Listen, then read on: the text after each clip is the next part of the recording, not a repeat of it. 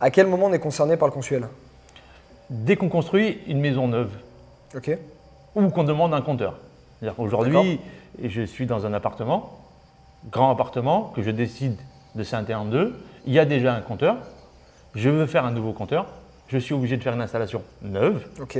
Et je suis obligé de demander une attestation de consuel. D'accord. Pour pouvoir la fournir aux fournisseurs d'énergie, Enedis, n'importe qui nous mettent l'installation sous tension. D'accord. Futur rentier, salut à toi, je te souhaite la bienvenue dans cette toute nouvelle vidéo, encore une fois sur mon chantier de construction de 2 maisons. Je te retrouve avec Mika aujourd'hui, Bonjour. qui est mon électricien, donc qui s'occupe de l'électricité des 2 chantiers. Alors je te le rappelle, si tu commences à me suivre sur ces vidéos, merci de me rejoindre. Je fais une série de vidéos qui va reprendre la construction de mes 2 maisons. Donc je te passe chaque étape en revue. Aujourd'hui on est sur l'électricité, mais tu regarderas les autres vidéos. On a passé toutes les étapes du début de la construction jusqu'à la fin.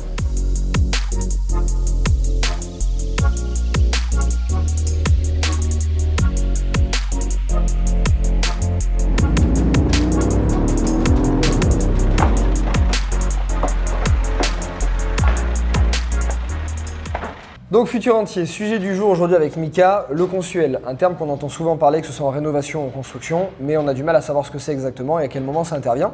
Donc Mika va nous traduire avec des mots qui sont très simples et nous expliquer ce que c'est. C'est une association loi 1901 qui a été créée il y a 55 ans dans le but d'uniformiser toutes les installations électriques pour que sur tout le territoire français, chaque personne qui puisse se promener dans une maison ou dans un appartement ait exactement les mêmes installations. À la base, c'est fait pour protéger l'utilisateur et ça a été créé avec les fournisseurs d'énergie pour que sur tout le territoire français, tout le monde ait la même installation électrique. Ok. Éviter les installations non conformes, éviter des installations qui sont mal faites par des électriciens qui ne sont pas toujours très à droit de leurs mains et avoir des risques d'incendie. Donc en fait, le consuel, il a été mis en place par le gouvernement ou par une association d'électriciens? Non, le consuel c'est une association d'intérêt public. D'accord? Donc à la base, c'est les fournisseurs d'énergie, les installateurs qui ont décidé de créer une association pour que on évite de faire n'importe quoi chez les clients. D'accord. C'est pour plus protéger le client et le fournisseur qui nous amène du courant, qui est sûr de nous envoyer du courant dans une installation qui est correcte. Ok. Voilà. Logique, super. Maintenant, on va parler pour ceux qui nous regardent, qui font des chantiers, que ce soit construction, majoritairement c'est de la rénovation. À quel moment on est concerné par le consuel? Dès qu'on construit une maison neuve, ok, ou qu'on demande un compteur. C'est-à-dire qu'aujourd'hui, je suis dans un appartement, grand appartement, que je décide de scinder en deux. Il y a déjà un compteur.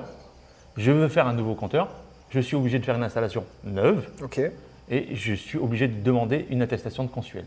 D'accord. Pour pouvoir la fournir aux fournisseurs d'énergie, Enedis, n'importe qui nous mettent l'installation sous tension. D'accord.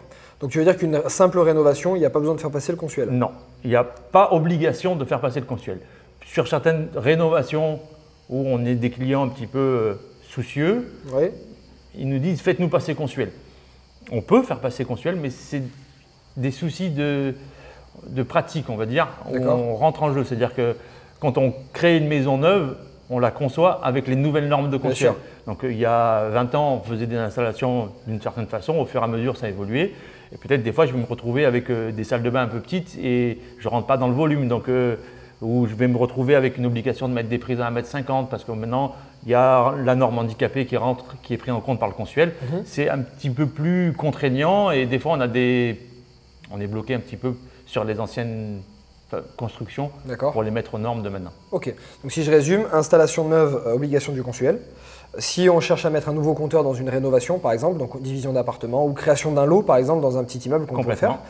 Et rénovation, on peut, si jamais on est très préoccupé et on veut faire les choses correctement, mais en tout cas, il n'y a aucune obligation de le faire passer. Complètement. D'accord. Concrètement, ça se passe comment? Donc par exemple, je suis investisseur, je fais une rénovation, je divise un appartement, je veux faire passer le consuel parce que je crée un compteur. Comment ça se passe? Quelles sont les démarches? À quel moment je dois m'y prendre? Est-ce que je m'y prends au tout début de ma rénovation? Est-ce que j'installe tout, ensuite je l'appelle? Comment ça se passe? Donc, on va commencer, quand je vais commencer ma rénovation, je vais avoir besoin du courant. Oui. Non, je vais commencer à prendre un compteur de chantier. D'accord. Donc, j'appelle Enedis, ils viennent, ils me mettent un compteur de chantier que je puisse travailler et faire mon installation électrique. Tu saurais dire à quel moment le compteur de chantier, ça prend par exemple pour l'installation? Je l'appelle au tout début, dès que j'ai signé l'appartement, quand j'ai démarré mon chantier? Alors, ça s'applique plus Au début, quand j'ai signé mon appartement, parce qu'il y a une durée quand même de 3-4 semaines avant de commencer à avoir… Il y a un dossier à monter et ça prend un petit peu du temps. Donc, grossièrement, c'est 3-4 semaines avant… Donc, tu les appelles au plus vite. Au plus vite. Voilà, ok. Voilà. Après, une fois qu'on a ce compteur de chantier, on va pouvoir faire notre installation électrique. Je finis mon installation électrique et je mets sous tension mon installation électrique. Et après, je peux faire ma demande de consuel. D'accord. Donc tu fais ta demande une fois que tout est terminé? Une fois que tout est terminé. D'accord. Sur des gros chantiers, on a des supports où on peut appeler le consuel pour leur demander des conseils. Un électricien, il ne va pas trop le faire, mais un particulier peut demander des conseils, même des fois demander des visites avant la visite finale. D'accord, très bien. Et donc du coup, quels sont les délais? Donc j'ai mis sous tension mon système électrique. On est à la fin de mon chantier, du coup. À quel moment le consuel va intervenir? Quels sont les délais à ce moment-là? Alors que ce soit un particulier ou un professionnel, on a une feuille à remplir. Aujourd'hui, tout se fait sur le net. On fait notre demande de consuel, on envoie les papiers. Et il y a une visite d'ici 15 jours qui va être programmée. D'accord. Donc dans ces 15 jours-là, je vais recevoir des documents à remplir et tout ça. Et au bout de 15 jours, on a une visite qui est faite sur le chantier par une personne du consuel, un vérificateur. Donc c'est rapide. C'est rapide à peu près. Ok. Et au niveau du professionnel, donc l'électricien, toi par exemple, est-ce qu'il a une relation particulière avec le consuel? Est-ce qu'il doit être agréé? Est-ce qu'il y a quelque chose de particulier? Il n'y a pas d'agrément. Il n'y a pas d'agrément. On est électricien. D'accord. Nous, on est référencé parce qu'on demande des consuels. Mais sinon, on est classé au même titre que vous. D'accord. On a le même contrôle, c'est la même personne qui vient, que ce soit un professionnel ou un particulier, c'est exactement pareil. D'accord. Ça, c'est parce qu'on parle des locaux recevant, pas des locaux recevant du public, des habitations. Si on part sur des locaux recevant du public, ça c'est, il y a toujours un consuel, mais on passe par un bureau de contrôle qui vient nous contrôler avant, et après, on s'en va à consuel. D'accord. Mais sur de la maison, de l'habitat, on est vraiment… un électricien ou un particulier qui fait sa demande, c'est exactement pareil. Ok. J'avais entendu dire par un électricien que j'avais eu à l'époque sur un chantier, qui me disait qu'il fallait mieux passer par un électricien qui avait déjà l'habitude de travailler avec le consuel, que ça pouvait être plus rapide et que même des fois le consuel pouvait ne pas se déplacer et donner son accord automatiquement. Effectivement. Mais ça c'était… Alors plus rapide c'était avant. Aujourd'hui on est avec Internet. Je parle de ça, je pense qu'on m'a dit ça il y a 7 ans. Avant, nous consuels en tant que professionnels avions un interlocuteur qui était à nous. On avait toujours le même interlocuteur, donc il nous connaissait. Il te connaît au bout d'un moment. Il nous connaissait, on arrivait à avoir, c'est pas des passe-droits, mais on arrivait à avoir des petites priorités quand c'était urgent, quand on s'est pris à la dernière minute et qu'on devait livrer un appartement ou une maison, comment on fait? Donc il arrivait à nous… Maintenant sur Internet, c'est fini. On envoie, il y a une personne à Marseille, parce que nous on dépend de Marseille ici, il y a une personne à Marseille qui rentre les coordonnées et puis qui donne un rendez-vous 15 jours après. D'accord.